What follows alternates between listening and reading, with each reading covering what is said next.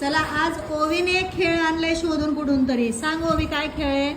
हा बॉल न हलवता या रेषेच्या इकडे आणायचा आहे, पण हात न लावता कसं नाही हलवता हा बॉल इथं आणायचा आहे. बर चला करा प्रयत्न.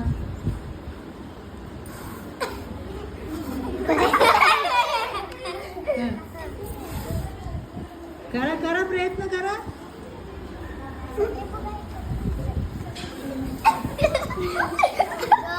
डोक्याने पण नाही करायचं. नाही नाही डोक्याने पण नाही.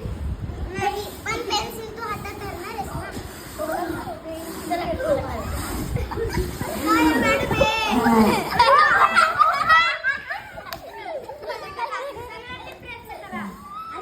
काय काय करता येईल?